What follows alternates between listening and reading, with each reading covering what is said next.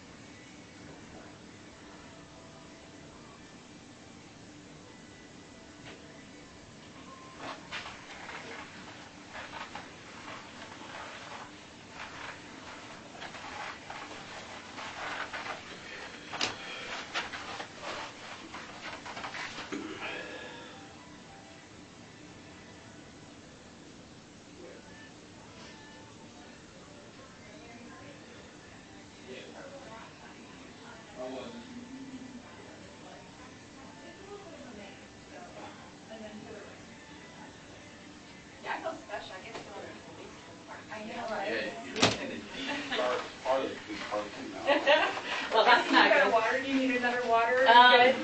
I don't think so. No, I think I'll be good. All right, if you do, just give us a yell. Yeah. We'll yell. Hey, hey. How are you? Good to see you. I'm good. Good. Is Duncan going to be around? Duncan's just on another case right now, so Oh. if he finishes up, I will let tell him me know how that you it asked. ends. Yeah, no, I like him. He's fun. He's Okay. fun. He's a He's a jokester. good guy. Yes, he was. I get to work with him every day. Oh, good for you. Except we never wear socks. Odd. So Does he we- not have sweaty feet? No. He wears those little tiny, what are they Well, called? booty looking They're not anklets. Like this? Like the no-shows. Oh, the no-shows. Yeah. Now, see, those creep down to me. Yeah. And then they go Well- under and they make your feet uncomfortable. What's weird about it is when he sits down, Bob's pants go up, you see his shoes, and there's like that much, because he's so tall, long-legged. Nothing. No socks. So we always tease him about, man, are you wearing socks today? It's almost girly-like, because girls Yeah. have more ankle shoes. Or did you cut the little ball off the back of your sock? I bet you guys are fun. Oh, How are you? I'm Been good. a long time. No, I'm good. I'm How- married now, That's what I understand. Good. Awesome, congrats. and we still are married, according to a gossip that's out there that we're separated. That's the gossip. You know, I may have saw that somewhere. And I'm like, who comes up with this stuff? Caught me by surprise a little bit. And I was like, they got the gossip. You know what I heard? I don't follow me. I don't look up any information about what people say about me. Don't want to know. Don't care. Anyway, but somebody told me, did you know that you and David were married on 12/12? That's 12 times 12 is 144. Like the 144,000. I went. Oh my God. I was like, I never ever put that together. And then it was Alex's death. Didn't even know it was his death. Didn't even know. Because I didn't On memorize the 12th of day. December? That's what they said. And I was like, Yeah, he did that. I'm glad that they know more than I know about myself. And I was It's like, crazy. It's crazy. people, yeah. you guys are like, Melanie, there's why not- do you spend your life looking at another person and gossiping about them? That is so bad. Some people, and really with this case, that are so involved with it, is like, it seems like it's just consumed their lives. It's consuming. It's And addiction. they're always posting, they're always looking, always coming with these little things. Oh, it's so gross. I don't know what else they're saying, and I don't want to know. So I always tell people, don't tell me. Don't want to know what they're saying. Just leave me alone. So I don't know too much more. Isn't that great? Yeah. So David's still up there in Utah? Yeah, and he said that if you wanted to, he was going to come down and help me with some moving. I decided, no, I'm keeping my stuff in storage for another month. Okay. So he says if you need him, I could call him. He's standing by. I don't think we need to talk to him. Yeah, he said, I'll do what I can, but I don't really think I'm that useful. But he is a little bit. He's useful. He is useful because he's another witness. Yeah, he's useful. He's useful. And a pretty good guy, I think. Yeah, But there may be an opportunity. We may have to sit down and have a chat with him, kind of like we're just trying to button things up a little bit. Good.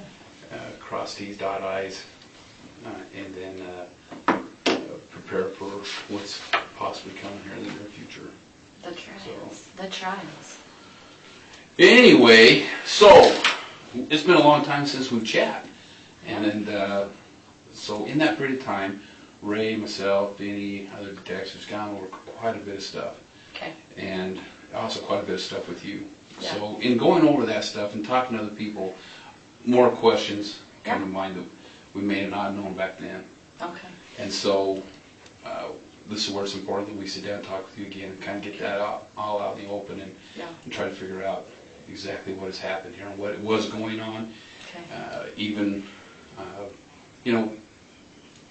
when they moved to Idaho, but maybe even prior to moving to Idaho. Okay. So that's what we'll talk about a little bit. Melanie, one of our main objectives here is we are trying to block off any type of avenues here that somebody's saying we may not have checked out. Okay. Okay, so in doing that, some of these questions popped up, and I want you to be honest with me. And I don't have any reason. I'm always going to be I don't have any 100% reason honest with you. to believe that you haven't. Okay. But what I do want you, anything that we talk about that you don't think is important, ask us. What I don't want to happen here is Melanie to think, well, you know what? And I don't know if that's happening. I hope not. But something you might be holding back on us, thinking, well, I'm not sure if I really want them to know that. Okay. Unless they ask me a direct question about it. Okay. We don't want to have to be pulling Yeah. information out of you. Okay. Just be an open book and tell us. Absolutely. And it'll make this a whole lot faster. Yeah. So, last time we talked to you, we didn't really hit this portion up very hard, but I want to talk to you a little bit about these castings. Uh-huh. Is that what you referred to them as, or are you new to them? Yeah, I think so. What else were they referred to as? It's been a while since I thought about it, so I can describe how it came about and what it sounded like, if that helps, because I don't really know what else to call it than that. Okay. Does that make sense? Yeah. So you know the idea of casting out is to help evil spirits leave the body, right? That's the whole premise from Christ. Well, I've never heard of it being, well, okay, so I know that let's go back Christ to is Christ. casting out demons, and Yeah. I understand that. That's the premise, that's all. That's all it is. I mean, that's what the idea is to get, if there is an evil spirit in you, then you ask in the name of Christ that evil spirit leave. That's what it's about. Okay. So sometimes in my mind, I'm having a little trouble trying to picture this. Okay. But like, if I look at this, I'm like, such and such has a evil spirit in them. Yeah. I'm not sure I would call a group together to have a prayer and a casting. Yeah. Or if I would just, in my own personal prayer, say, Lord, will you help this person out? Right. I don't agree with it. But I want you to know that's what the idea. Anything I tell you, I don't agree with. But that's how it came about in the time. So how it started was this. We were in Sulima's house. Probably in January. I don't know how to remember the date other than I was trying to think of sequences, Okay. So there was Christina and Nicole. Remember them? Mm-hmm. And Serena was there.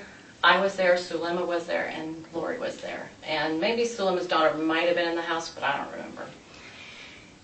And so she was talking to everybody about that Charles was now had this evil spirit in him, okay? So that was kind of what they were talking about. Okay, tell me about that evil spirit. Did the evil spirit have a name? Yeah, remember we talked about it. It's the Ned guy. Right. That's what they Okay. said he was. All He was right. this Ned person, okay? All right. So she's kind of talking to the girls, and they're all kind of talking about what's going on.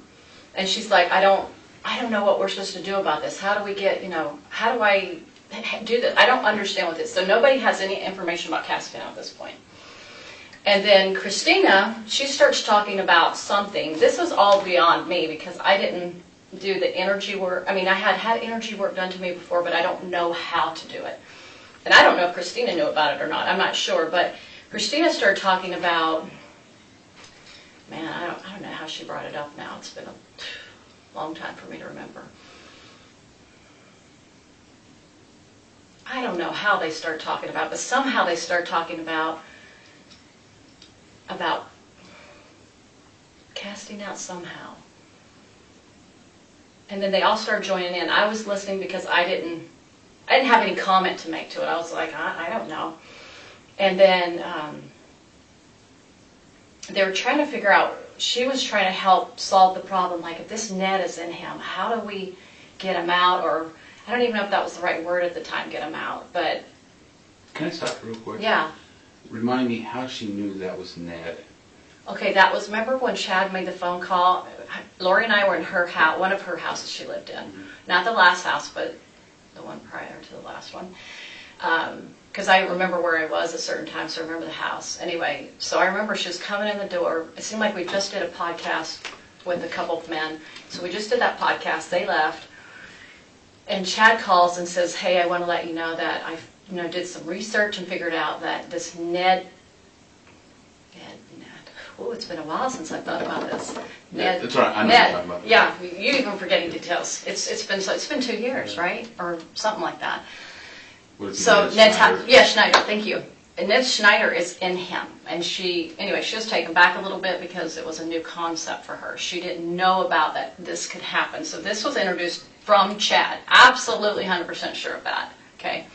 So then she was ruminating over that idea for a while. They were Let me ask you, talking. how are you 100% sure of that? That was introduced by Chad to her. Because I'm watching them talk on the phone, and after that conversation, she shares with me, this is what Chad just shared with me. All right. And so she didn't look like she made it up because she had never talked that way before. She never said anything like, hey, there's an evil spirit, and that never occurred to her. So when she first told me, I could tell she was like trying to absorb it. It looked like it was new for her. And so so that's where it came from. And so I'm sure they had a lot of conversations, which I wasn't privy to. So then when she came together in January with all these girls, she was talking about this problem she had about this Ned person now coming in. And she said that her reasoning for that was that Satan was breaking eternal law, and that he could now do this, like he had some kind of power to do this.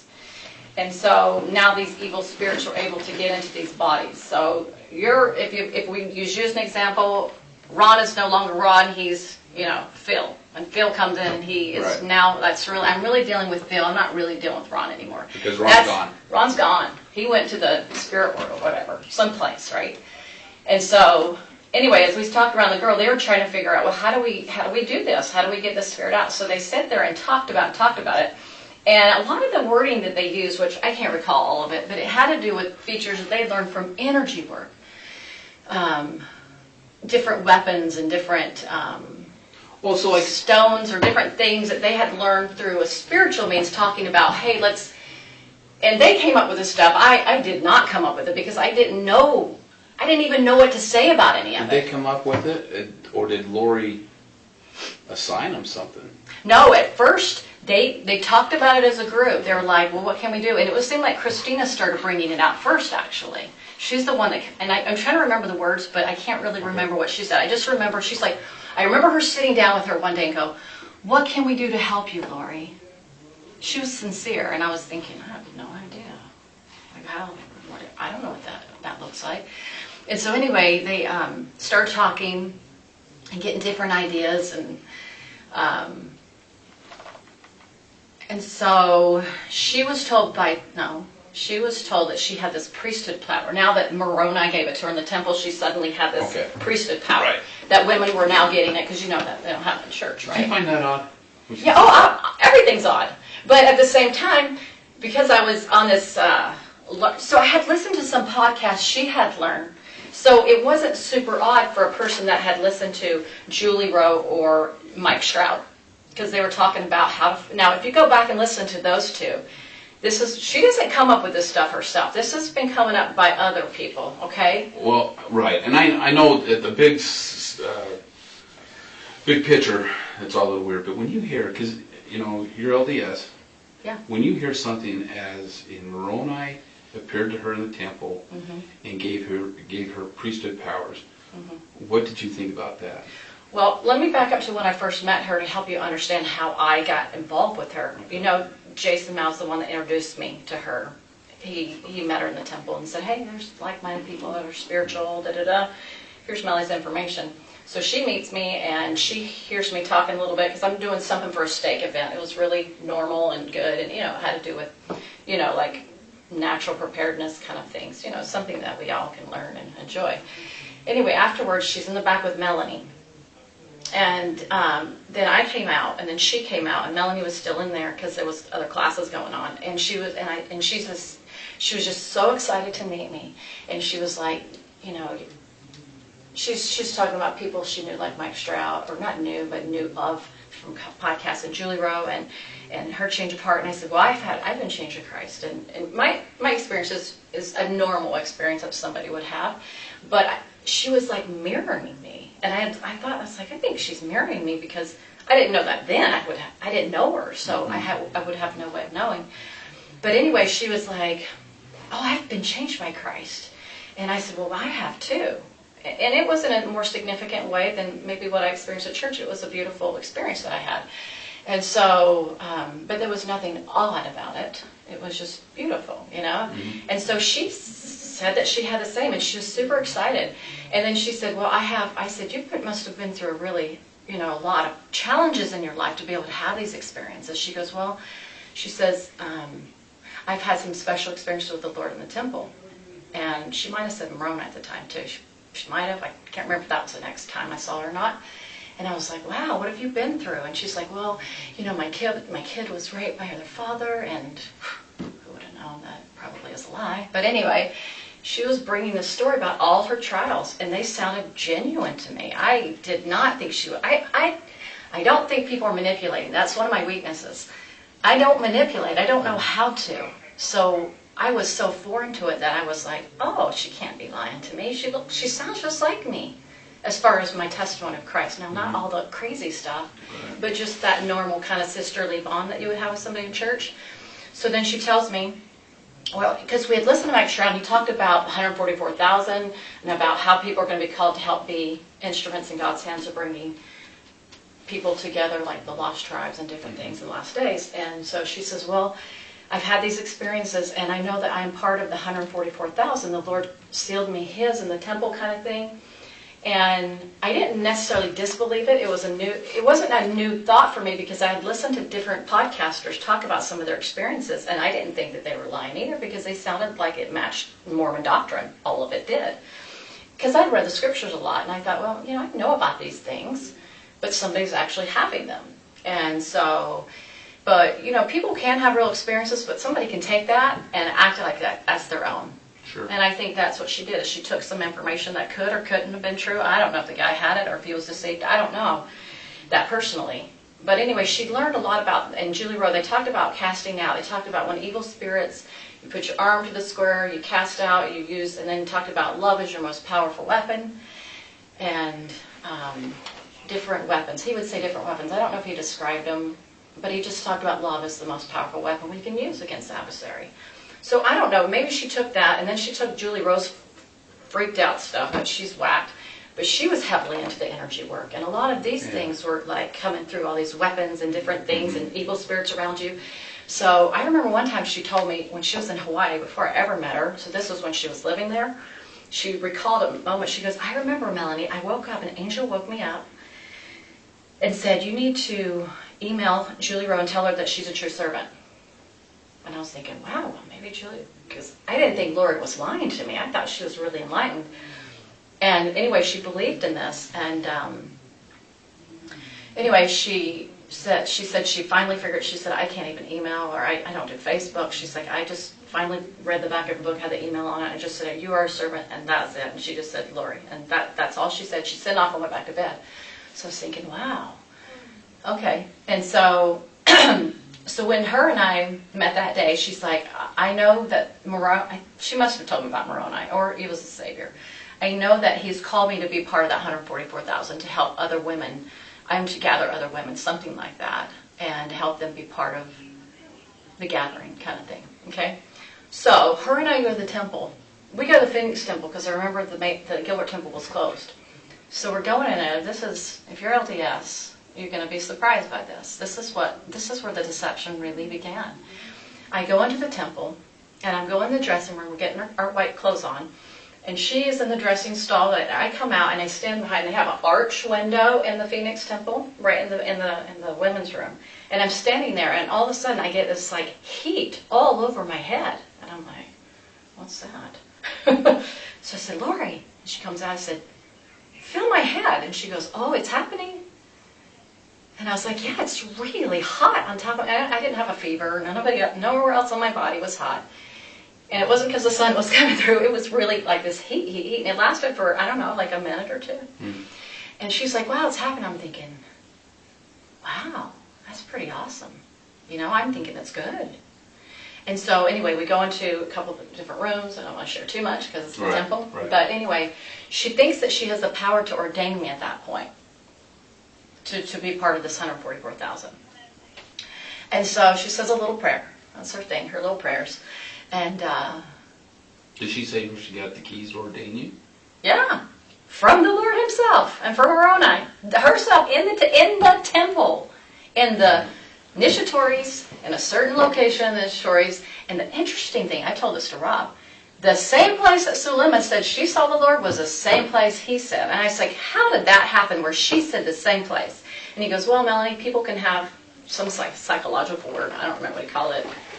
So the psychological word that she had this experience. And I was like, well, I never had anything like that. So I don't have the experience they do because I don't have visionary experiences. That's not me. That's not my gift. So I just assumed that because they had them, they knew more than me. Well, if they can see that, I can't see it. Maybe I don't doubt that people can have gifts like that. I'm very much a believer in that. Yeah.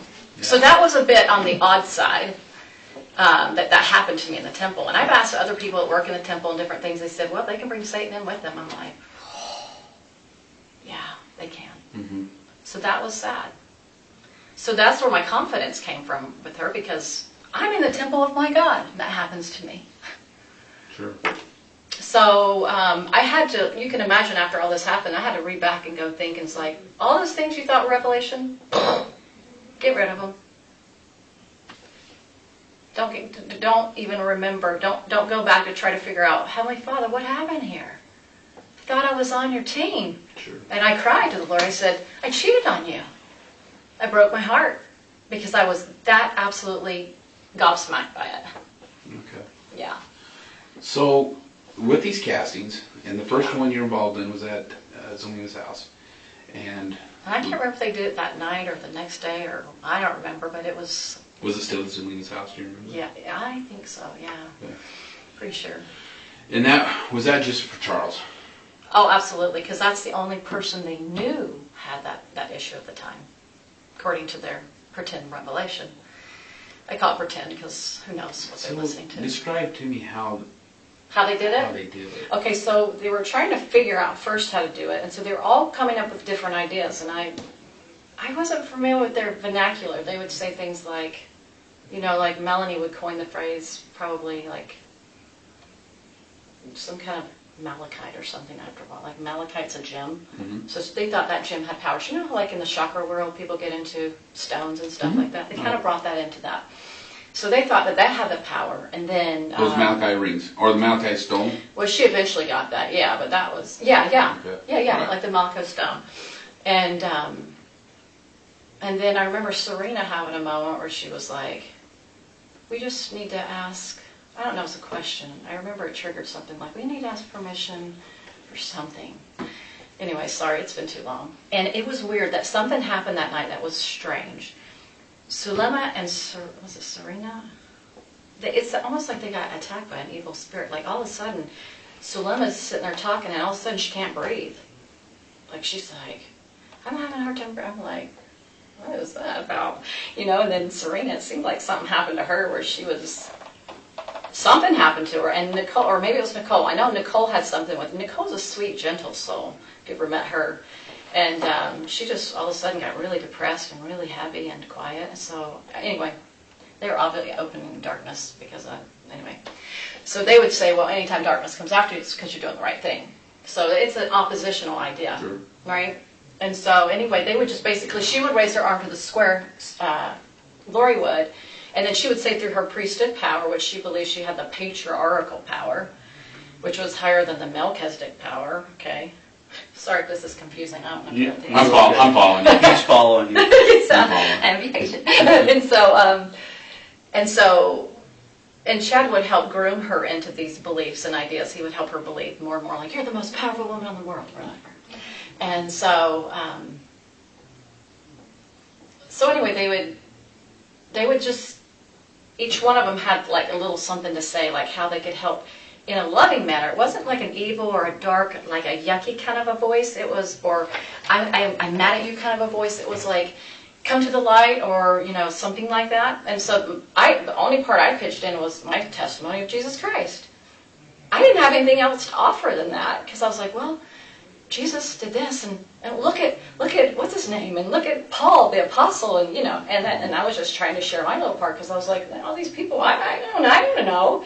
And so anyway, that's just how she did it. And so she would, and I think she kind of did it more on her own as she got more closer to Chad, and everybody's kind of started leaving the group, you know, like Nicole and what's her name, Christina were out. Mm-hmm. And then Serena was out early. Thank goodness on their part they were out early. And it's only because Laurie was getting jealous, or you know how the jealousy can get in, and she was worried because Serena called Chad too much, and then she was like, Chad was like, well, she has more intentions than this, and then they cut her out of the group. Just stupid stuff like that. So you think that they cut Serena out of the group because Laurie was jealous? Well, I think, so he would say, this is how it started. He'd say, you know, she keeps calling me. Serena keeps calling me, asking more and more questions. And then he would tell that to Laurie, and Laurie would talk to him about that and say, oh, she wants to learn more power, and she's actually now getting darker because she's getting like Julie Rowe or something something stupid like that. And then so pretty soon they had deemed her more dark, and she just needed to, they just cut her off. Basically means, I'm not going to talk to you anymore.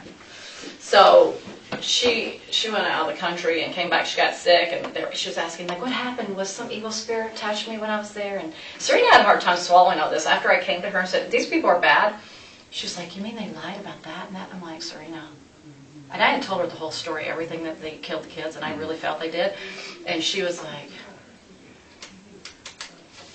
and we went to the temple, and she's like, Melanie, did they lie about this? I'm like, Serena, the whole thing is a lie. And she was so convinced. She was so convinced. And she's a very intelligent woman. She's a very beautiful and amazing woman. But she was just sucked into it. And so, and it had a lot to do with the preparation work, had a lot to do with learning things outside of Chad and Laurie before we even got together, like, you know, the podcast people. And that prepared Laurie to meet Chad. I remember hearing that recording about her sister saying something like to Rob in that little room that they got in trouble, you know, obviously didn't get in trouble, but, you know, tried to get in trouble with the defendants. And she was saying, I think that her podcast, she named who the podcast people were, but I choose not to use the names of people on the internet openly. Right. But she said, I believe she learned those teachings from this podcaster, and then when she met Chad, and it was an easy, oh yeah, I'm already prepared kind of thing. So that first day that they met, she was already prepared for Chad because of these podcasts that she'd been listening, which actually kind of got, you know, went from Chad to this, you know, Julie. So they kind of were connected a lot more ahead. They worked together quite a bit, and that's where he learned a lot of his energy work from, I believe. That's because I don't know that he knew about it until Julie Rowe, because Julie Rowe's the one that brought this whole emotion code and energy work and all that. She's the one that really opened that up. And then he switched from being with that one lady, Suzanne Freeman, and then he dumped her. I call it dump because he just kind of moved from one person to the other. And then he went to Julie Rowe, and then he dumped Julie Rowe, and then he went to Laurie. So he kind of kept doing this. Probably for money, you know, he's really into his books, so he wanted to make money, and I've learned that he made a lot of money off Julie books. I recently learned that, but from a good source. But so this is what the castings really were about, is to invite the spirits to leave, or with their so-called power or their, you know, things that they would bring. I never thought this was like a huge deal. I mean, I talked a little bit about it before. All I said too is like we did prayer, you know, she did prayers to help cast or something. I don't know how I said it, but to me, it has no effect. It didn't do, there was no power in what she did, so it had nothing to do with anything because it was all by Satan. Or if it, now, when Julie Clement got involved, I remember one night we were at Laurie's, the last house she was in before Charles died. I think he was still alive. And I remember they were doing a prayer, and Julie Clement and Sulema with their, I don't know, energy, they both do energy work. They're saying, she's like, I saw this dragon, something like this, and I know Sulema said she saw that later, and I didn't see anything. So that's just what they imagined in their, I don't know, this, you know, some evil spirit tricking them, something. How many castings do you think that you were involved in? Gosh, I don't know.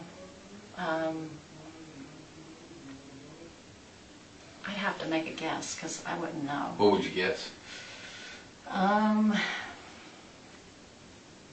Maybe 10? Maybe. I'm not sure. And they were just for chat, for, I think most of them were on Charles, and not the kids. And Tammy, I mean, I know they probably did. I don't know what they did with the kids. I don't have any idea on that part. They probably, I'm not sure on Tammy. Maybe? Let me ask you about Tammy then. Yeah. Was Chad there, or was it just Laurie? Well, they did, there was one, I can't remember who it was though. Sometimes these things, I don't remember all of it, because sometimes I was often detached from a lot of it because I was involved in my own personal life. So I necessarily not was, you know. And I know I'm asking a lot for try to reach back and grab. Yeah, so we were in a circle, we were holding hands, and Charles had passed away, so it had to have been somebody else because Charles was dead. And Sulema, she started talking about that. She was into, you know, moving the earth and the earthquakes and all that. You probably know that. She thought she had the power to do that. And I remember Chad and Laurie said something, and I don't know if anybody else said anything. So who was it? So Chad was there in the circle. Oh, yeah. Laurie was there. Yep. And I think Melanie and Alex, Sulema, me and David. David doesn't remember any of it. You can ask him. He's blocked it, dude. He was so blocked. He can't remember it. And this was after Charles died. This was right after he died when we had that little meeting. Remember how I said we got together one time in Charles's house? So that would be like July probably. Yeah. Well, he died July 11th. 7. I always try to remember 7/11. Okay. So, yeah. You recall how soon after that was? Weeks. Within weeks. Do you think it's still in July? David had to have been in town. That's the only way I can track it. But this casting was for what reason? To continue to help the spirits that are in the bodies to talk them out of leaving their bodies. Okay. What bodies? I think it could have been Tammy. It might have been Brandon, maybe. That's the only two I could think of. That would be the only two I can think of, because if they said anything about that, I have no memory of that. So no memory. And definitely, well, because not JJ, definitely, because JJ wasn't deemed a zombie until, you know, September, right? Okay. So they would definitely not have done it about JJ. So probably Tammy and Brandon, because remember they said Brandon was definitely at this high Well, level, dark. I don't want you, I mean, I appreciate you saying it was probably Yeah, either one of these two or maybe both, but yeah. I need you to remember who was who was trying to be casted. If it was both, fine, but you know, if it was just one. I know, or the other, it's, think about it. I can't even remember what Chad and Laurie said. Okay. I remember she always used her priesthood power, and then she's like, go ahead, take it over, Zulema. I remember that. All right. So, were you? Because Zulema remembers. Yes? Some things. Some things. Okay. Refresh my memory when you were up here in Idaho. September? You dated in September. Mhm. Was there a casting done at Lori's house? Not that I can recall. I've tried to remember, like, do we have any cat? Not that I recall. Or did you have how about a prayer? Where you guys got together and just had a prayer or anything like that? Well, normal prayers, like on a flute or something, Right. possibly like that. I don't recall. Okay. I mean, I could say maybe, but I don't remember. So as far as the castings, none of them took place in Idaho that you were present at? Not that I can recall. Okay. I'm doing my best to I know, remember, I know. but it's horrifying to think about it, but I don't know. Okay. So the ones you may have been involved in were the ones here in Arizona, and that would have been at Lori's house, Yeah. Zulima's house. hmm Where else? I remember when she was in Charles's house, and the one in Houston, or was it Houston or no, the other city? I always forget what city it was. Remember she lived in In Florida Texas? and Texas. Remember that? I Yeah. remember she was. I can't remember if I was. It seemed like she was doing the phone with Chad. I remember her talking about Charles because he was in the house. She was really. That's right. She was really into. She was really into Charles's. She kept saying, "Oh, he's getting broken down. He's getting broken down. He's getting weaker. He's getting weaker. We're just We're doing things to help, get him weaker, get his, spirit out of his body, kind of a thing." They were like working on him. I remember that a lot. So let me ask you this. Were there any castings that you weren't present, you were just on the phone with them? So there was, in the beginning, there was a phone call. That's right. Good. Thank you for reminding me. Serena, Zulema. At one point, Melanie joined in, Melanie and Nicole. Gibb or Melanie Boudreaux? Melanie Boudreaux. Oh, wait. Sorry, I remembered one. Let me just stick to that one for right now. Sorry. That's all right. All over the place. This is not enjoyable for me. It's all right. This sucks. We'll Anyway. get through it. So yes, there was this phone thing because she was doing it through Zoom. It was a Zoom thing. And so they were like everybody had their own little parts. Like I just said, like mine, I just talked about Jesus, right? Mm-hmm. But theirs one was over fire elements or something, wind, fire, earth. I don't know, just they came up with some funky words. And not that they were horrible words, they were just not usual, putting them together in a sentence kind of thing. I don't know how to describe it. Mm-hmm. It's very unusual. So yeah, they did that a few times on the phone. And then she Dolores just kind of got tired of doing it with them. She was like, oh, this person talks too much. She'd get irritated with people. Like, I think she was always jealous. Anyway, so yeah, that was on the phone. And I don't know how many times, but I'd say a handful. Maybe they tried it maybe 2 or 3 times. Maybe, I don't know. And then one time, okay, so you know the house she moved in the first time, Alex's house, right after she left Charles the first time. Mm-hmm. She went to Alex's house for a while.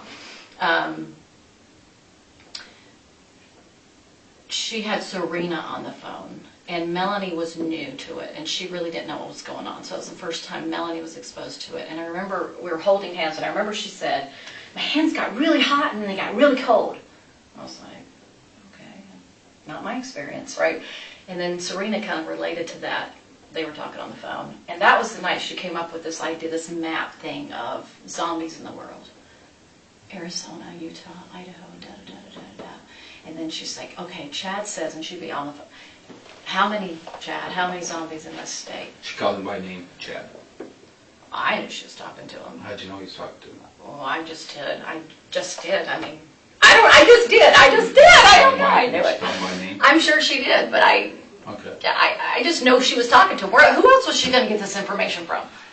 I don't know. No, she was into him. She was way into Chad. She was infatuated with him, big time. There was nobody else she could ever talk to about it. Nobody else could have given her that information. Nobody. I guarantee it was nobody else. I just know it was him only. Because who else is she going to call? She doesn't know anybody that talks like Chad. She didn't know anybody. She wasn't friends with these podcasters. She didn't even know Julie Rowe. She never met her. Okay. So, anyway, and I could have maybe possibly heard his voice if she had a speaker sometime. I'm sure that happened at times. So I knew it was them talking. And she was on the phone a lot, in the car a lot. She was talking to him, and I just knew she was talking to him. And so, anyway, he would say, okay, there's, I don't know, grab a number, 100 in this state, something in this state, and then throughout the whole world. And so he got this, like, these people, or these entities are in other people's bodies. So her idea was, it was for her to get rid of the zombies.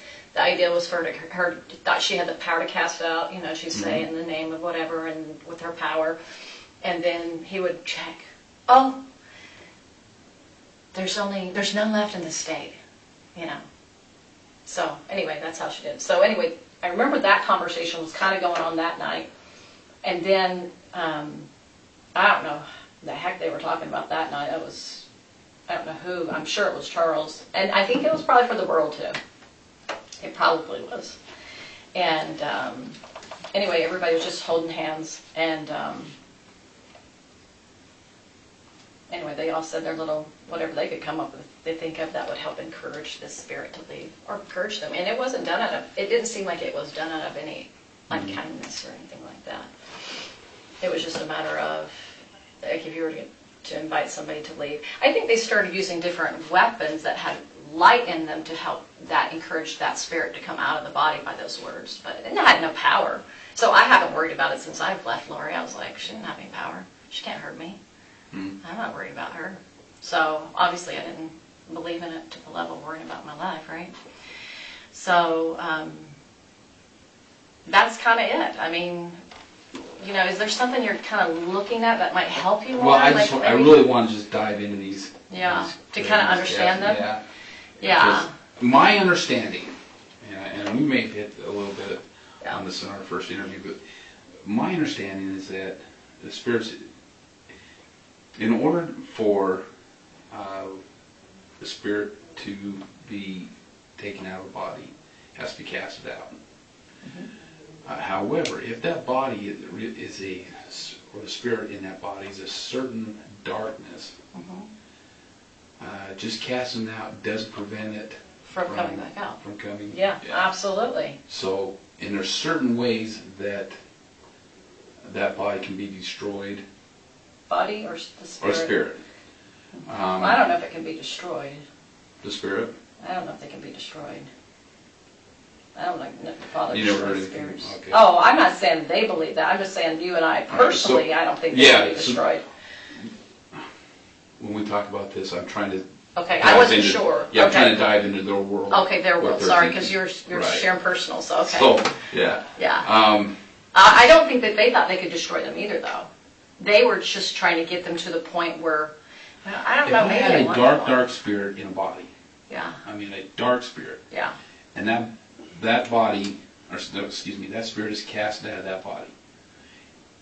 What enters that body next? Can it be a light spirit or can it be a dark spirit? Oh, so that did occur with Charles, they said. So, okay, this was the first thing, is they were trying to cast out normal, like casting out, right?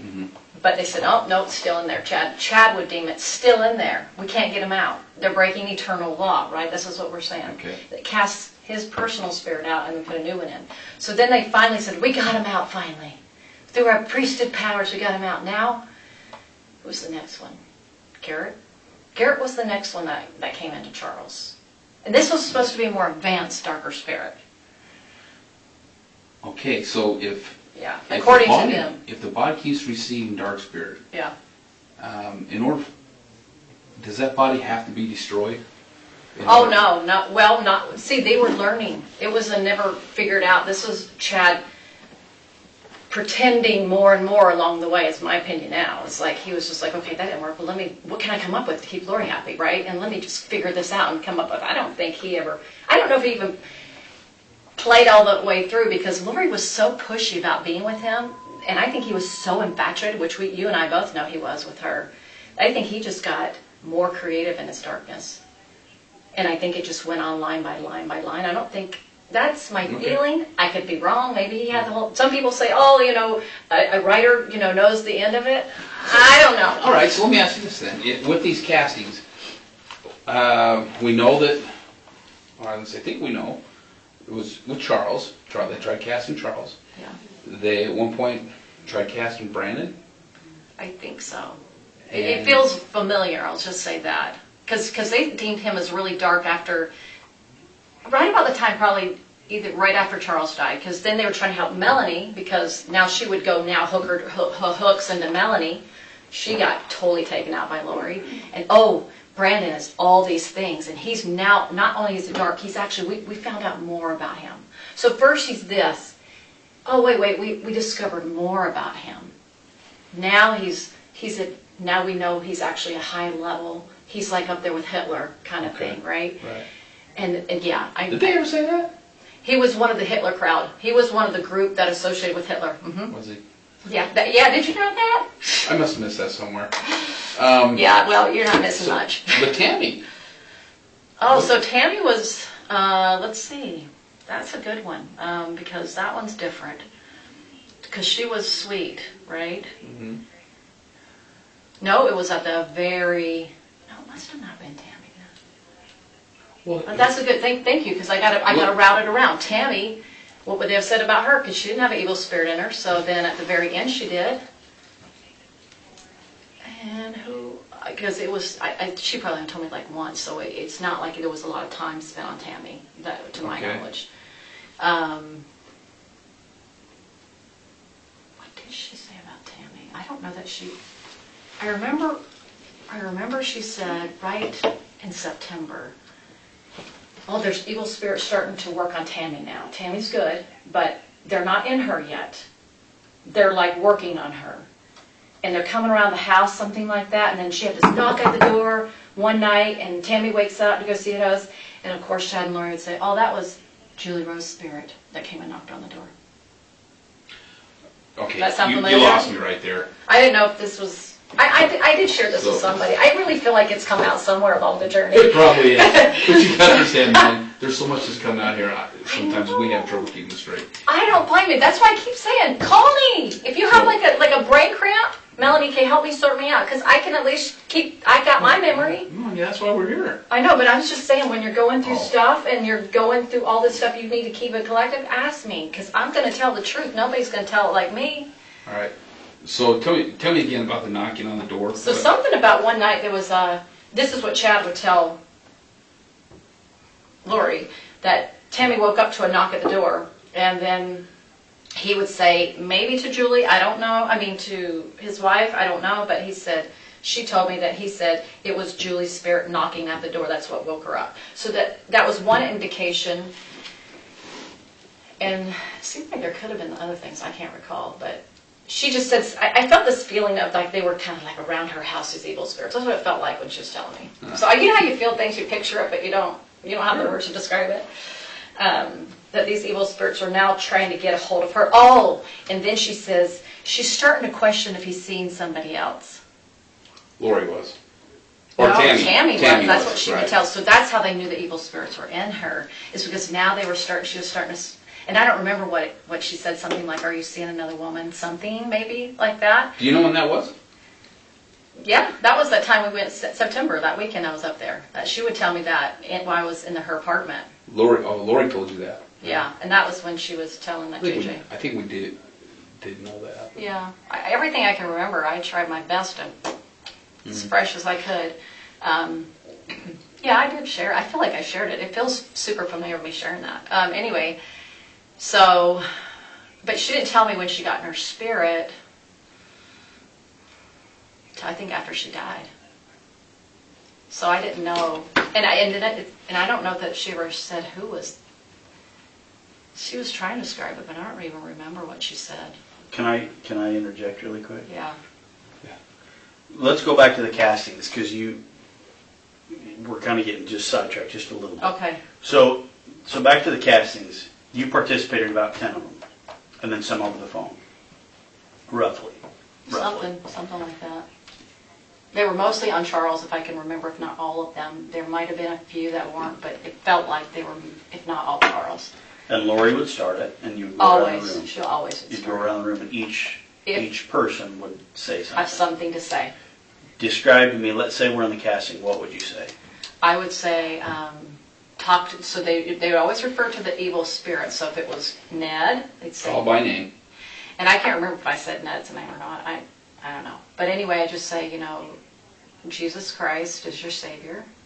Come to Him, and remember that you can always repent and come to Him. So it was my testimony of the repentance and the power of the Savior. That was what I'd say. So I'd say, just like I'd refer to Paul the Apostle, that he went through a hard time and he came to the Lord and he was able to be forgiven. And that you can come to the light side. It was all done with love. To me, I felt the love when I said it. I wasn't doing it in a way that I was angry or upset or any negative. Like, I like Charles, so it wasn't like I was against anybody. So you would say that. And then somebody else would, and then they would move on to the next person. Okay. And so a person would say, oh gosh. So what was your gift that brought you into that circle? What was your gift? Because each person in the circle had a gift. Nobody right? really had a gift until they stepped. It seems like they had a gift all of a sudden when they stepped into the circle. Does that make sense? Like, there was no gift outside of it except for Sulema. Sulema seemed to be the one that had the gift of moving the earth, because she seemed to the visionary stuff she could see. So she was the only one that I knew of that had that kind of gift. Do you remember Laurie giving anybody assignments? Okay, you be water, you be fire. Yeah, a little bit as she started to learn it more. But that probably backed off after a while because she stopped. Like I said, she got rid of some people in the group. So then it kind of just branched off to her and Laurie would do a lot of it on their own in the temple. And I'd come and see them in the temple later. I was like, hey, what's going on? And she's like, oh, we just were talking about how to, do this and da-da-da-da. Zulema and Laurie? What? Who? Laurie and who? Zulema. So they'd be in the temple doing it sometimes. And they would just do it like they'd sit beside each other and just hold hands or something like that. Like, nobody could really tell what they were doing. And they would talk about, I'd see them talking and then they would just close their eyes and then think that they could do something like leave their bodies, And I've heard people do weird stuff like that. Like, it happens to people. I don't know. I've never had those experiences. But anyway, so somebody would do something about water and I can't remember the words. They were so different. Sorry, I'm trying. Crystals or whatever, and I'm trying to remember Nicole and Christina. Like, what would they have said? That's okay. I don't really remember. So you guys go around the circle. Each person says their part, right? Yeah. And then it comes back to Laurie. Most likely. Mm-hmm. And how does Laurie close it? Like, how do you guys get done with the casting? She would invite the spirit to come out of the body, and I think a few times, if I remember now, it's so long since I thought about this. Sulema, they would try to, what's the right word, seal it up or something like that. Seal it. Like sealing a blessing? Like a sealing, yeah. Like try to seal it where they could, that light energy that was going into them that would cause that evil spirit go, okay, I'm going to leave now. So they were trying to invite it to leave now. And, she just talked to, I think at the end she would just try to seal that up and try to think she had the power to talk it out of leaving the body. And that's something you believed in at the time? I kind of believed in it. I didn't 100%. It's hard to 100% believe in anything that's not true. So at the time, I thought, well, I don't know if this is effective or not, but it seems that's the direction she's going because she doesn't know what to do about this evil spirit in the body. I don't know if it's working or not because she's saying one time it's here and then I said, Chad, all the body left. So when the first entity first left, Ned, it got really weird after that actually. She called Chad, she's like, did we get the body, we had a prayer, did we get the spirit out? Because he would be the one that deemed it and he'd say, yes, it left. And then, well, where is it? And then, what is his body dead? Because they thought maybe his body would drop dead, which never happened. So she thought that Charles was dead. Okay? Yeah, thank you. It takes a while to remember all this stuff because there's so many details. And I'm just visualizing as much as I can. So I remember then she said that something like Brandon was involved. It was so dumb. And Brandon was helping get rid of the bodies, something. But anyway, we find out. Then he said, so he kept changing things, the story all the time. And then he would say, oh no, that's not really what, because, she obviously found out Charles was alive. Oh, that's not what happened. It was Brandon's father's body that died, or something stupid like that. He would always try to put it off, like find an excuse why it didn't work. So when that first time she said that Charles was going to get in the car accident and die, that January, because I remember it was right around my birthday, and then, because it was right after Christmas, and then I said, well, why didn't he die? And then Charles's excuse, which was always Julie Rose's excuse that I heard, was, oh, because of agency, it didn't happen. These people didn't meet up with the right plan, and it didn't go according to plan, so it just failed it. So Chad, that would always be excuse for why things didn't go. He just would lead her along to one, and so they thought they were always discovering things, and the adversary was getting smarter and smarter, and they were just leading, and it just got stupider and stupider, the story did, and it just got more crazy, and sometimes I'd go, okay, whatever, and I just kind of blow it off. Well, now let's back up. So Tylee was deemed dark back in July. She Did was you guys deemed ever dark at some point. Cast for Tylee. I do not recall that. Okay. But I know at some point she was called dark, and Who called that? Or well, probably Chad would tell her, because Chad was the one she would go to. And I remember I said this out loud to you guys, is she used to think she got a lot of revelation, but now that Chad's in her life, she just relies upon him more. So she kind of didn't think she had the power anymore, because he seemed to have more power than her. do you know at that point in time if there was any tension between Laurie and Tylee? There was always tension. Was there? When was there wasn't tension? I mean, it was from day one that I met her. I walk in the room. I super good with teenagers. Love them. Hi. She's like, if we were each other, I was like, hi, and she didn't even want to look at me, and she was probably thinking one of her friends that she just totally dumps me on. Who knows? But she would never contact me. I did one time try to be affectionate and kind to her, and we were sitting at the table. We're going to California with her friend. And we're sitting at the little that wiener place. I forgot the name of it. Anyway, that fast food restaurant. Wiener Schnitzel? Well, not that one. The Schlotsky's? Yes, I don't even know how to say it. We were there. She said it was one of her favorite places. I like food. Yeah. See, she said she was big on food, and now she loved her fast food. If you didn't know that, she did. And so we were sitting there, and I just, just like try to put like Tylee's hair. Women just do that kind of stuff. And I just pulled her hair up, and she was like, you know what I mean? I was like, and I didn't take it personally. I knew her mom was her mom. Like, she had a rough life. I was like, whatever. And I think it upset Laurie. That kind of upset her. I was like, you don't need to be upset. But anyway, so she didn't think she was dark at that time. That was another time. That was earlier on. And I know this stuff, bringing it up, can be kind of embarrassing to think that I actually bought into some of that stuff. Absolutely, it is. But it's super important that if you did buy into it, you let us know. Because we've recovered text messages and conversations between you and Laurie, sure, or you and Zulema and things like that. So there's some things where it shows that you actually believe that Charles was a zombie. Well, like I said, to a certain level, I believe it, just like Zulema. But remember me asking her the last time I saw them, I said to him directly, it's like, and this was just to show you where my beliefs were, and Zulema's. I said, I'm not 100%. Now, here we're not influenced by Chad and Laurie because they're not in the room. This is us three now, alone, without their influence. And Alex. And Alex. So here we're in Zulema's home, and I remember he's sitting right by the door, and she's in the kitchen, and I'm right here. And I go, 100% of the zombie thing, I'm still not 100%, okay? So that's what I said. So he goes, 100%, and then she goes, I'm still getting my answers on that. She goes, I'm still not 100%. So that's what our conversation. Now, to me, if she said that, that means she didn't know that they died, or they were, whatever, they're missing or whatever. I don't think she was privy to that because of her comment there. She didn't seem like she knew what was going on to me. But this was after they had moved to Rexburg.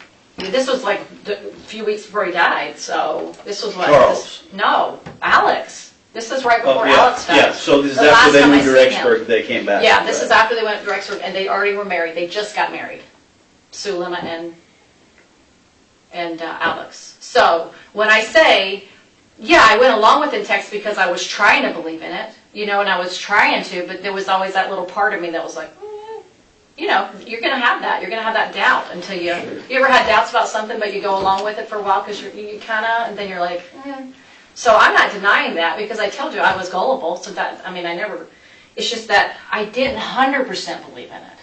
I never 100% believed in anything, but she would so convincing when she come around you, she would just like make you try to believe it more. You know what I mean? It's like when you have something, you ever try to believe in something and you keep talking about it to keep convincing yourself of it?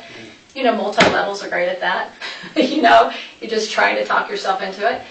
And so, but the 100% was never there, even though it made it sound like it. Even Laurie doubted it. Because she made a few comments, and I remember her seemed like she could have been in the last house she lived in when Charles died in. If he's a Satan, he's a good one. Or maybe she was in Texas too. It was one of those. So I'm just saying, how do you 100% believe in something that's not true? It's very difficult to. This time that you were with Alex, Sulema, and you, where was that at? That was at Sulema's house. And did you have a conversation at that time with Laurie and Chad? They were in the room. When was the last time I talked to them? Well, remember I was already coming down. I thought you said that you talked, or you just got to talk to them or something. No, I said we weren't talking to them, so we weren't in their conversation. Like we were just talking, the three of us. Oh, okay. So I want to make that clear that they weren't under our influence. They weren't trying to influence us. Okay. I was trying to say we three got to talk without them in the room, which really... Because they left? No, but they were wherever they were. Okay. I don't know where they were. And it wasn't that you hadn't been on earlier with any phone conversation or anything? The only phone call that I've shared with everybody, which is the truth, is when I was coming down from Utah. Remember, it was the Thanksgiving time. And remember I said I did the three-way call, and I called them to say, hey, let's say a prayer. I'm worried about them. Sulema got on the phone call. She didn't really seem like she understood what was going on. Because I asked Laura, I'm like, does she know what's going on? And she's like, oh, yeah, she lied. Anyway, so when I was listening to Sulema, I was like, I don't think she understands what's going on. I got that feeling. She's like, what is this about? I just wanted to make sure that... So that was the last conversation I had with her, Okay. was that conversation on the phone when I prayed, when I had a prayer I was worried about, they said the kids were With being Laurie. kidnapped. Yeah. Okay. Well, actually, I was in the car with David, so he heard it because we had it on the speaker thing. Right. And so anyway, so that was that conversation. And then it got busy for me. I was doing Thanksgiving. And then I went over to their house. And anyway, it was the last time I saw him. And he said, I 100% believe in it, Melanie. Alex. And so this is the thing, is I think because he 100% believed in it, he had to, because at this point he had probably killed the kids, is my guess. He probably did it. I don't know. I'm guessing. Maybe you guys are guessing too. But he 100% believed it. And she didn't 100% believe it. And then when I called her, when I told her, when I realized, oh, holy cow, I called her. I tried to talk to her. She was not there yet. What do you mean by that? She just... I said to her, I said, Sulema, and I don't remember the full conversation because I was in fire in my mind, like, holy cow, right? I am freaking out. But what I do remember is I said, there's something seriously wrong here. I said, the gut of my stomach says something's seriously wrong here. And she goes, that's just dark. I said, no, there's a difference between gut and dark. This is gut. And I said, do you have a testimony of Chad and Laurie? Do you have a testimony of that? What is your witness? And she goes, well, I have one of Chad. When he gave me a blessing, shortly after meeting him, I had more visions after that. And she goes, I'll get my witness about Laurie. And I said, well, I don't know what I described, but I just described it, and I didn't believe who they were. And I said, I'm going to be going to the police. And I remember it seemed like I talked to her maybe twice, and probably the last. So I said, I'm going to the police. And I said, is Alex on? Can Alex hear me? And she goes, it's on speaker. I said, take it off speaker. Now here's the murderers down the street. Remember, they lived close to me. Remember, Sulema lived around the corner from me. And I'm thinking, got myself in a situation, he could come after me, right? But I had to do what I had to do. She was my friend, I wanted to warn her. And I just said, hey, so anyway, the police I know circled her house, circled my house, making sure I was safe and making sure he probably didn't get in trouble, whatever. And so she texted me, didn't call me, texted me next day, I got my witness. Which means to me, Laurie's in. Laurie's good. That's what it meant to me. Did she tell you how she got her witness? No, that's one-liner. And I said, I'm not talking to her anymore. Cut her off. I just knew that I couldn't talk to her anymore. You remember what day that was? Do you still have that? It's on my phone. Yep. Thank goodness for some of the texts that got saved, right? And then she told me she never wanted to have anything to do with me again. At that same time? No. It would be after he died. After Alex died. So she was still under the influence of Laurie at that time in her life, so. Okay.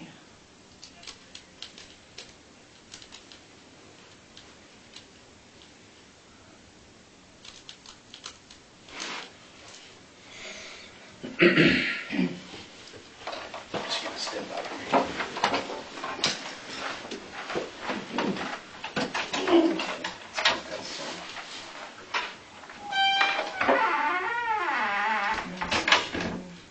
Oh, December 6th. I received my witness today. On December 6th? Yep.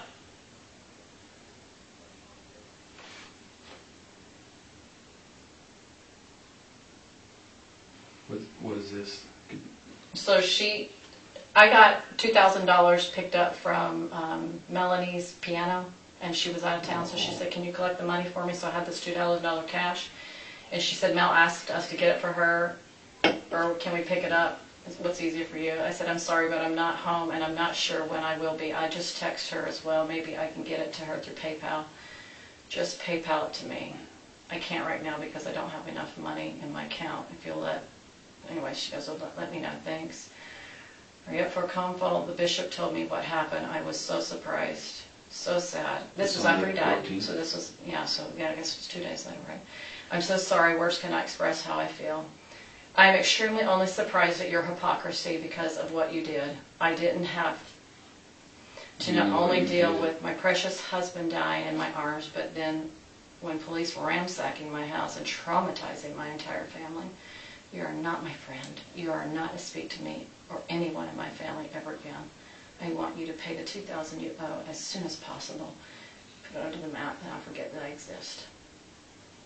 So you can understand why I haven't talked to her. So, Then I just told her. is she just mad because you made the phone call to us? Is that why she's mad? And she thinks that God's pointed towards Alex's direction? My guess. She knew I was going to the police. That day was December 16th. Yeah. So then I put the money under the mat and that was it. I didn't want to do PayPal because I hate using technology for that. So I made sure she wasn't around. And you haven't talked to her since? Have not talked to her, nor have I seen her. Wait, have I seen her? Yeah, I think I saw her a few times at the passing of the temple and she wouldn't talk to me. So, and then the temple got closed shortly after, so anyway, I haven't seen her since. Yeah, so sad. One of my friends, Kelly, she saw her at the temple after it happened, and she was like, oh, Kelly, my husband died. Can you see him? He's here with me. And she's like, I don't see anything. I don't see spirits. So she's going on about how he was her husband. I mean, she was deceived so much. So sad. It was very sad. Mm-hmm. She did not know how evil he was. I mean, all that I've learned about him didn't sound like he had a good past, you know? That's interesting. Yeah, so I believe her energy work is the one that got her deceived. Because she could communicate through the veil. I had no gift, so, you know what I mean? It got her sucked into it. As far as her not letting that go and believing in it and stuff. I'm curious, your opinion, do you really think she can see through the veil? I don't know if people make stuff up or not, honestly, Ron, I don't know. I don't know if people imagine things. I really don't know. I do believe people can see things. I believe it's possible. But believe you my need to get feeling around about it. them is I think they can conjure up ideas and thoughts. Like I would sit with Laurie in the temple and we just hold hands because we just loved each other. And she said, oh, Heavenly Father and Mother came to me right here, Melanie. And they were talking to me. And I was like, I didn't think she was lying in the temple. I never thought she was making this stuff up. I was like, but on the eternal thing, I think that God wanted me to be a witness for all this. So, and that's a whole different discussion. But somebody needed to be a witness to all this craziness that would tell the truth. So there was a part of me that's very innocent because I don't think you're lying to me. I wouldn't make a very good police officer because I would think everybody was telling the truth that came in to see you. And then I've learned more about my life, and I'm looking back at my former spouse, I'm going, oh, things I couldn't see before. And it's called deception or manipulation. I wasn't even aware of that. Like, people do that. I didn't catch it because I don't know how to do it. I don't understand it.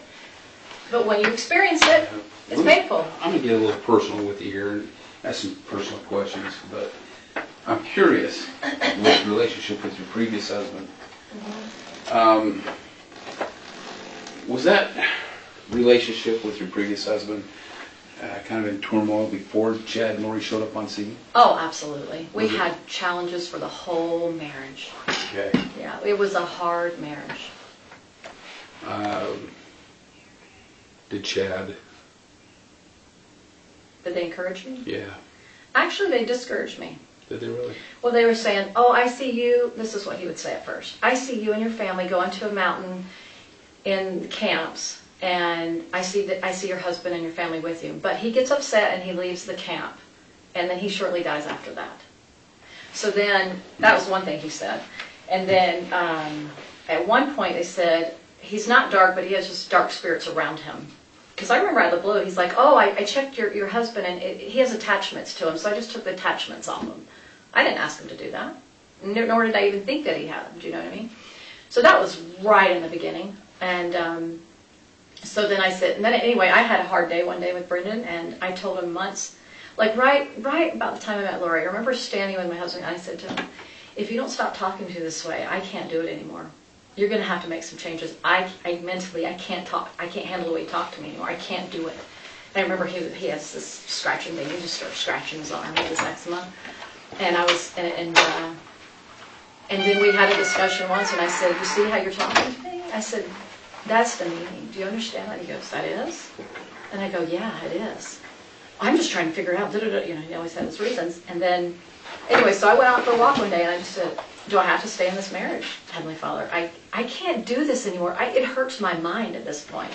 And I felt this peace come over me, and I was like, huh, are you kidding me? So anyway, I tell Brendan, I fasted the whole day. I was like, I feel peace and I feel happy. I am so done. I was in so much pain. But that's the reason why I came to know the Lord, is because of how hard that relationship was. And I spent a lot of time repenting on just any kind of unkindness that I showed. I mean, I spent a lifetime doing that. So anyway, I said to her, hey, I just want to let you know that I'm divorcing Brendan or something like that. And she's like, I can't remember what she said, but I remember one time going to the temple, I said, this is just not going well. And she goes, no, I think you should go back to him. And I was like, yeah, I'm kind of sensing that too. Everything's just hard, you know, like he's getting upset and the kids are da-da-da-da. So she was actually, believe it or not, she encouraged me to go back with him. And then I got to a point where I was like, I got to do what I need to do. And actually, this is interesting. I told Brendan the whole story after I talked to all of you guys before it hit the media. I wanted him to know face to face. I said, I want to tell you what happened, because he's the father of my children. He needs to know these things. And I told him about Chad and Laurie and the whole thing, and he was just like, oh my gosh, you know, he was shocked. He goes, well, probably a good thing you divorced me, because they probably would have tried to come after me like they came after Brandon. And I said, who knows? And I thought, wow, that was the statement of the year. I'm going to ask a question, and I do so with a little bit of reserve because I don't want to sound too... It's going to be a weird question. Okay. But it is what it is. You know, you can... Do you ever feel like that with Chad, there was ever a point in time that Chad was wanting to bring you into any type of relationship? I never felt that from him. He did contact me, but I never felt that, the thing that him and Laurie did. I never felt that kind of a romantic, no. But one time he contacted me, and I'm sure I shared this briefly, 6 months before I met Laurie. He texted me on Messenger and says, "Hey, Melanie, I just finished my last book, and I'm going to be in Arizona. Do you think you can help me with a get-together?" I said, "Sure, I'd love to." And then I contacted Jason Mao, and I said, "Hey, well, Chad's coming to town. Why don't you guys both do a duo together?" And so they both were like, he's like, "Sure, that's fine." And so then I got the word out, like, hey, they're both coming to town. So anyway, when I picked him up I'm so glad I did this. I picked him up from the airport. I had somebody in the car with me. Glad, because who knows? I don't think anything, he would have said anything about these multiple lives. He hadn't told me about that, so I didn't know anything about it.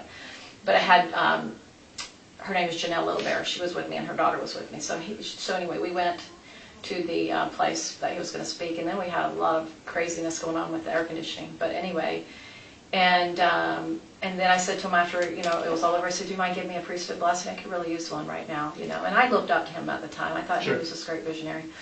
And which I don't even think he's a visionary by the record now. Now, maybe I said it earlier on, but now that the more I learn and ponder, I'm like, I think he made it all up. Anyway, so he gave me it was just a nice little blessing. Anyway, but he never, I didn't feel like he was trying to come on to me, or maybe he used me just to get his book sold there. But when he met Laurie, it was a totally different energy than when I met him. So that's just letting you know. Of course, I never had any type of interest in him at all. Because you can tell why. So he was not somebody I'd be attracted to. You know what I'm saying? But plus, I was married too. Okay.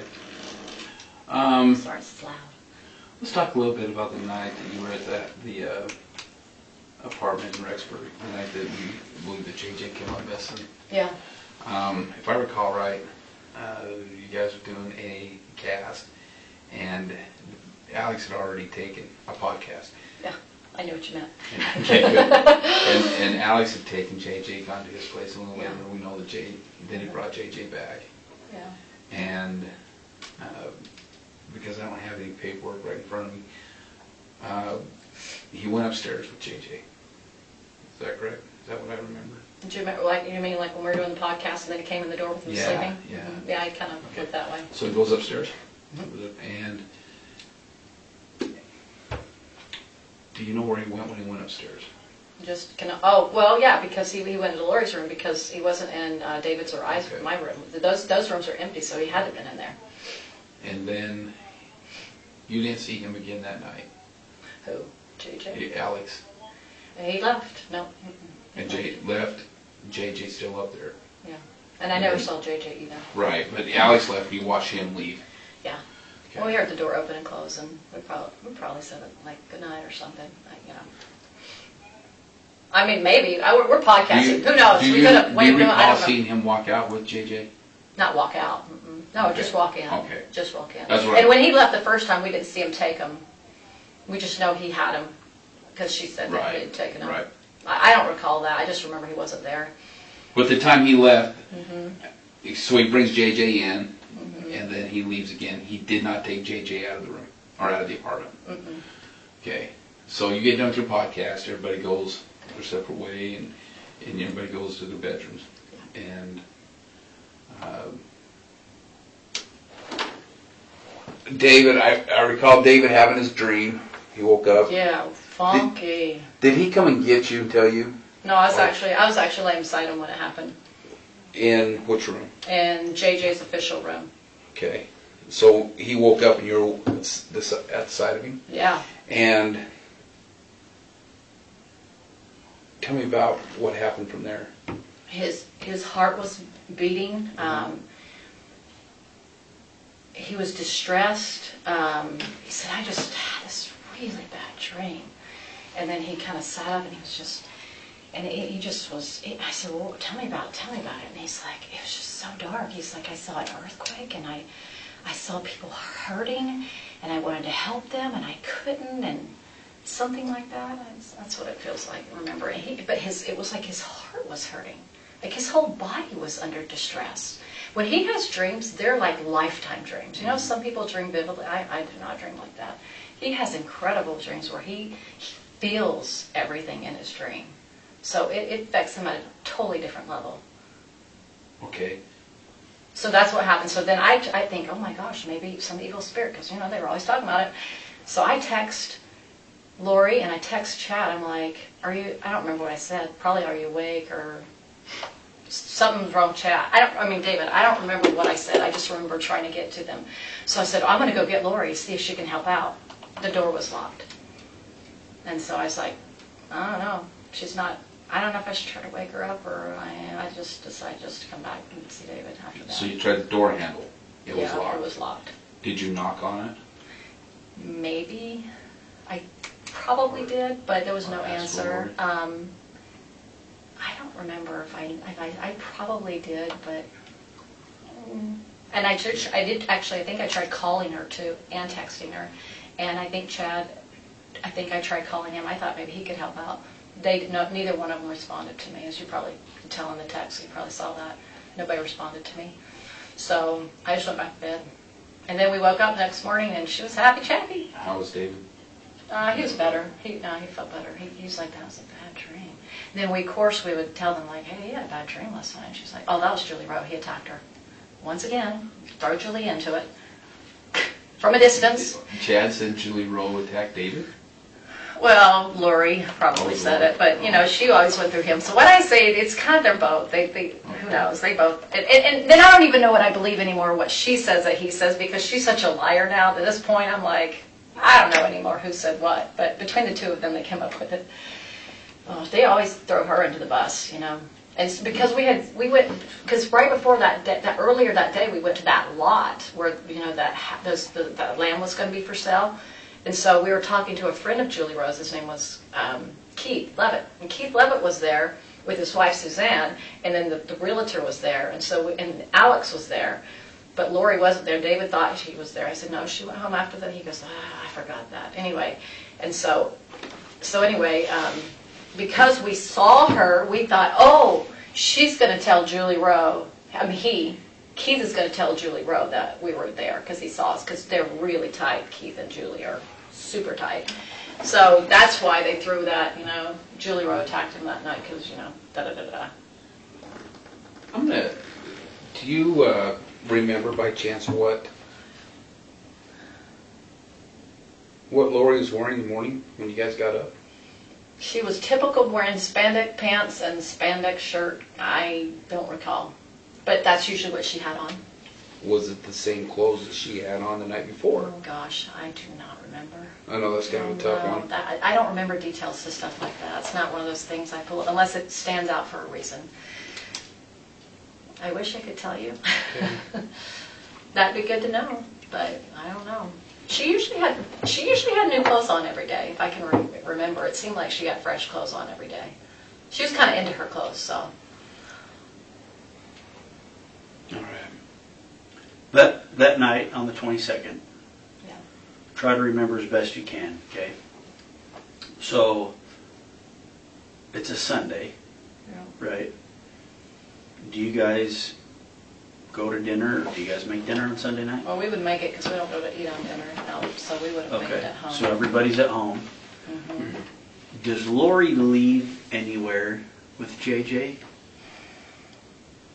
I don't have any memory of her leaving.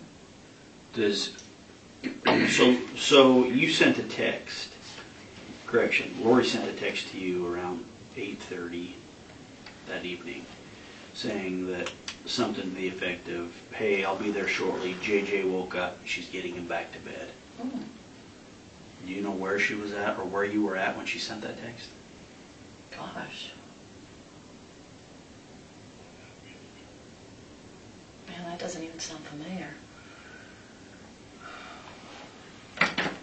Maybe at Alex's house. I mean, that's the only place that she could Do be. you have that conversation with her on your phone right now? No, I think I deleted everything. I was freaked out when it happened. Sorry. I wish I would have kept it on. That's right. So, and I can get that. So say it again. So who's speaking? Say it again. So Laurie She texts me and says, something to the effect of, I'll be there shortly. I'll be there shortly. JJ woke up and I'm trying to get him back to sleep. And that was at night. It was about 8:30 at night. Well, okay, because we didn't do the podcast yet. Okay. We started the podcast like late, because I remember thinking, man, I can't stay up this late. I'm an early bird. Like, come on. We started late, and she's an early bird too. So it must have been, my guess is that it must have been at Alex's house getting him to sleep over there. I'm guessing. So I'm just going to make some guesses. That's that. Because she would never have gone to Chad's house because Tammy was there, right? So where else in the world would she go? I have no idea.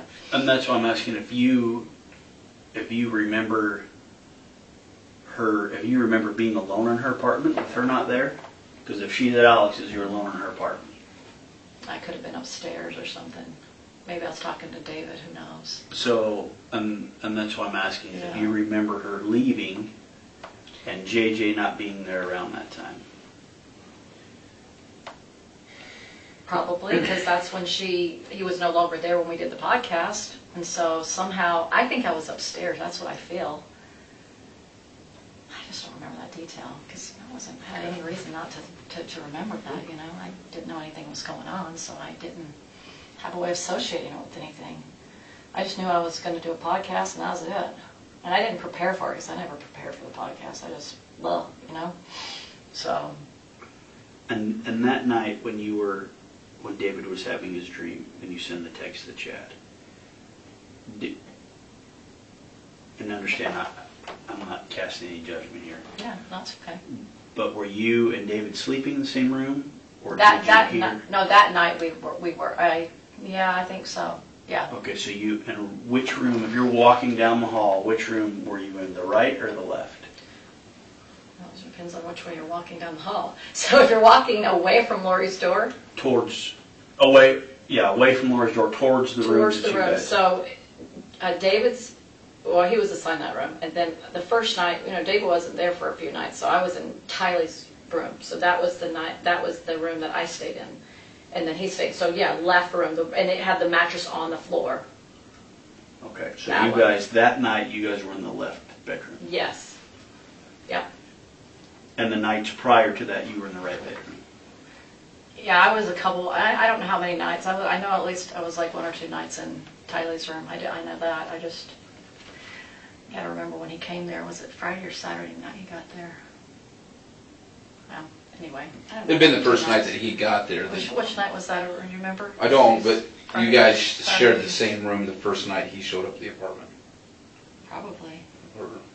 Because he was... I was there like a day or 2 before he was. Right. Because didn't I get on a Wednesday? I think a Wednesday and Thursday. So I would have been in the room Wednesday and Thursday in Tyler's room. Okay. And then I think he was there 2 nights. I think. So I think I was there for a total of 4 days, and then we left on the Monday. Friday, Saturday, Sunday. No, that was 5 days. Anyway, sorry, they blur.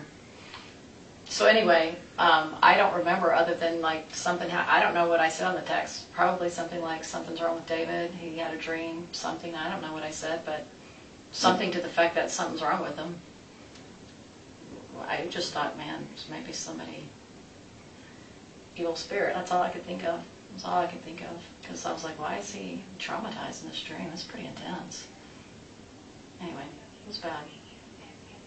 And so after you went and knocked on Lori's door, I don't know if I know I did this. tried the handle. My guess is I probably knocked, but I just decided to come back. I was like, well, she's probably sleeping, so I'll just leave her alone. And then you guys. I hate waking people up. It's not my favorite. So what was your intent in going in there? To see if she could come and help with a blessing. Like if she had some, it's like, hey, David's strong, can you, do a blessing? Help with that, because that's what she was into. So that was my intent. Okay. Because I thought maybe she would know what was going on, because she seemed to have all these, experiences with the other side of the veil and Jesus all the time. Like I thought, well, man, maybe they can help out. Okay. Yeah. So, again, we're asking these questions because, it may be something that the defense wants to hit on. Sure. I mean, you never know what Right. they're going to want to talk to. Well, and I could see that angle. Just like, well, why were you contacting them in the middle of the night?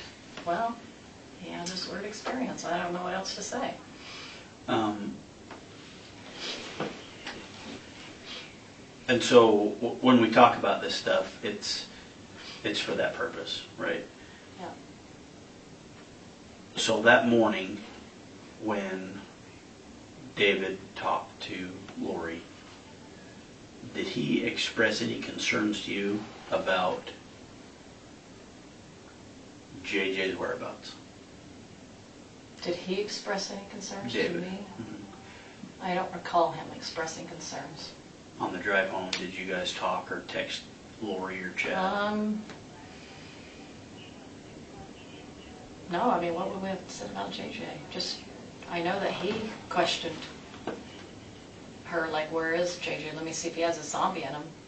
And he didn't believe it. I mean, I don't remember. Was he saying that kind of mock? Or Um, was he really? no, I think he was genuine. Okay.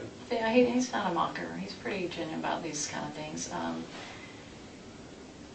just don't remember that full conversation. And that's why I asked, Yeah. because if he was concerned, right? Oh, JJ has right, a like he zombie was, in him. yeah. It would be, I would think that maybe you guys would maybe discuss that, if you could remember a discussion on the way home, because it was kind of a Yeah. long drive, right? And then during that drive, there was 3 or 4 phone calls that you made to Laurie Okay. during that drive, and do you remember what that conversation was? It's jogging my memory. Holy cow. I know it's a lot to remember. Well, you could have asked this like a long time ago. That would help. I I just, Well, and and I don't even know if I would have remembered because it wasn't significant enough for me to remember. There's certain things I remember and some things I'm like, don't remember that. It's possible we could have talked about it. I mean, it's highly possible. Do I remember? I don't remember the words. How do you remember how she was? Her tone, her demeanor on the phone with you? Was she? I don't even remember the conversation. That's the hard part. I don't even remember talking to her. would you guys, is it normal for you to call her 3 or 4 times in a day? That's not unusual. That's not unusual. There were periods of time where she talked to me more, and then she'd move, and she'd be maybe focused on Melanie. So if she was focused on somebody else, she wouldn't. But I was with David, so, didn't have as much when I was with David. So it went through, gaps here and there where I did and didn't. In the beginning, yeah. And then when she moved and stuff, it started getting a lot less. I don't remember the conversation. I'm sorry. I'm sure she probably talked about those things. That's all that seemed to be on her mind all the time. Okay. I mean, yeah, if they bring them up, they're gonna.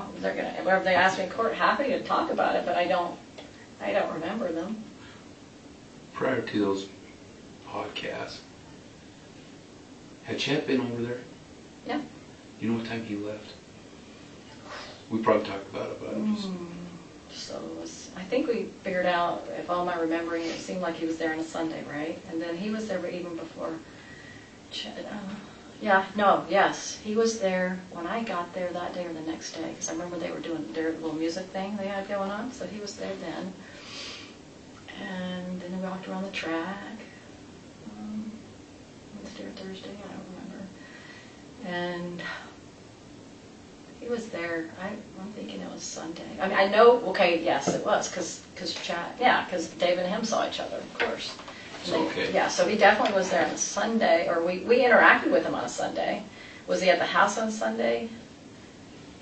Anyway, he was at one point. I remember he was in the kitchen at one point, and I remember David was there. So I just remember they were both in the house at the same time. Do I remember exactly when it was? No. But he always seemed to like to go home because of his wife, so he didn't want to upset her. I had that feeling, something like that. So he probably didn't stay too late. And he was not there when we did the podcast. He was gone already. I bet you got a lot more information because of the text, so you guys know a little bit more about their whereabouts. They were always texting each other. But who knows? You know more than me. So, 23rd. I know you're trying to help So the find night of the a way 22nd. to pin them on a... Yeah. I know. I So- wish I could just remember more. So the 22nd would have been a Sunday. 22nd Sunday, yeah. Okay, and that's the night of the podcast. And that's the night that David got there? No, he got there, I think the day Or before. was it on a Saturday? Okay, It so, was either Friday night or Saturday night. but do you recall Chad being at the house? on the 22nd. That Sunday. I know it's tough. I'm gonna say there's a high chance he was. Right this moment, I have to put pieces together to figure it out. The days blend to me. When you're there 5 days and you're trying to figure out which day, that's hard for me. The morning of the 23rd, when Lori's up and about in the kitchen, when you guys get ready to go, does she say anything about Chad? I don't know. I didn't see him there. I don't remember seeing him there. I don't remember. That she's talked to him that morning or anything? Okay. I don't know. David remembers this part the best because he had a conversation with her. And he remembered it because we were leaving, and he talked about getting. Now I remember that whole conversation to whatever I was listening. I know he was over here, and I felt like I was in the living room for some reason. But I couldn't remember. I was like, oh, was it that day or that? I was kind of trying to think, was that Saturday or was it Sunday or what day did she say that? And so he did remember that it was that day, which I'm grateful that he remembered it was that day. Sure. But yeah, I remember her telling me about how, and I remember she was doing my hair. I think it was that morning. Yeah, it was Sunday. So it really helps if I can start remembering things associated with it. With Sunday? Yeah, she did my hair. She cut my hair in the bathroom downstairs. And she even colored it. She couldn't do upstairs, but it was enough room, so went downstairs. So we were in her bedroom. She We were in cut your hair bedroom. downstairs Yeah, I think. or upstairs? No, downstairs. And then it seemed like we started off in her bedroom doing my hair. And then she's like, let's just go downstairs. It's easier down there.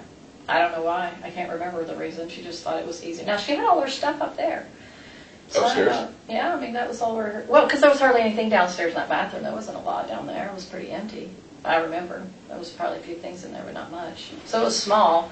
So anyway, I was sitting there, and I remember looking in the mirror, and I remember David was back there in the kitchen. I don't know. I mean, he was somewhere in the house, obviously. And then I remember her doing my hair here. And or cutting it, and David didn't like my hair short, so anyway, it's a long story, but anyway, she's trying to trim it up. I remember it was like off a little bit, and there was pizza boxes or something, and JJ was trying to cut them something. I'm trying to remember what she would have made for breakfast, and she wasn't a cooker. She wasn't much of a cooker, but we had something. Melanie, let me ask you this. With multiple probations, Yeah. were you 100% believer in that? Probably sounded like I was, but there was always that question mark. Everything's a question mark for sure, but did I sound like I believed in it? Yeah, I tried to. I tried believing it at times. She'd tell me stuff like, no. And then sometimes I was like, I don't like this because I'm not. Well, I haven't lived very many lives. What was your spiritual name that she would use for you? Phoebe. Phoebe. I don't remember if she had another name for me. Man, it's the memories. And then how were you related to her? How were you related to Laurie? So she was Joseph Smith, but I forgot his name now, but one of his descendants, right? One of his great-great-great-great-grandfathers, so he was his great Joseph Smith. Anyway, her name was Mary Smith, and he was, whoever the other Smith man was, I forgot his name now. I used to know, and I was the oldest of all her kids, and I was Phoebe, and then the last one was Christina. She would have Christina, I think at the last, or the second to last, something like that. She had like 10. With the same father? Uh-huh. Yeah, so she only had one husband in that one, according to her. Now, I don't believe that now, just for the record. I Right. do not believe any of this stuff. So Laurie was your mom? That's right. Okay. Yeah. Because there's times you call her mom in some Yeah, text yeah, messages. yeah. Um, Did I 100% believe in it? Say like, I buried in the 90s at times, but I tried it like, is this really, I mean, it would obviously be like, is this really true? This is so far out here, I definitely questioned all of it, I mean. Well, But it sounded like I did, because I referred to it as I did. And that's the thing we want to address is, Yeah. it's probably going to be something the defense hits on, right? Sure. I mean, based on all this stuff, Yeah. reading the text messages and the conversations, Yeah. it looks like you were probably closest to Laurie more than anybody in that group, even probably more than Zulema. Yeah. Yeah. And so you know, be prepared. That's probably something that they're going to hit on. And there are some text messages where you call her mom, and you know, you talk about different things. Charles being shorter because he's possessed. Yeah. Different things like absolutely. That it does make it look like. I believed it. And I can believe that you believed it, right? Yeah. I mean, they're manipulative, Uh-huh. and there's things that they said and people bought into. Yeah. We just want to get ahead of all that stuff You want to before it prepare comes me. out in court, right? And that's my testimony's always going to be like it's going to sound like it. You know, if he said it's going to sound like it, according to text, I believed it. And yes, I did believe it to a certain level. But can you ever believe in something 100% that's not true? Well, I don't think any of us can. But that's my thing is, you believe it enough to sound like you believe in it. Well, I know. Does that make sense? No, it makes sense because a lot of Yeah. people who believe in whatever faith they believe Right. in will sometimes question that faith. I mean, Right, I right. get that. Yeah, yeah. Like if I say, do I believe in my church? Is it 100%? Yeah. I believe 100%. Do I believe in Lord? Not 100%. But have there Never been said times? Have there been times with your church that you're like, sure, make it hard sometimes. Oh no, I always know it's his. I always See, know, I think I always that's. know it's his. I think there's a lot of people out there that are like that. They'll just go. No, to always believe in everything. Sometimes I might be like, oh, I'm not sure about how I feel about the vaccines and profit doing it. Yeah, I have a little bit of that feeling. So, but I know that. That is my 100%. But I was never 100% with them. Even though I maybe acted like it, maybe I sounded like it. Well, understand they're going to look at it like this, and I'm just going to play devil's advocate, right? Go ahead. If Real you quick, didn't- are you go done? ahead. Are you done? Yeah. Yeah. Interviewing? Yeah. Okay, so let's be done here. We need to talk to you about some other things. Okay. But I want, if we're gonna be done. Oh, you mean this room? Yeah. Real quick, Phoebe. It was Phoebe, and what else? Did you say Christina? That wasn't me, but Christina was one of her daughters. Did I make that clear? I'm sorry. Christina. I was Phoebe, and Christina, the other Nicole and Christina. Oh, the other friends, gal. Yeah, she yeah. was one of her daughters. Do you remember what her name was? If you asked me, I might remember, but if I can come off the top of my head, no.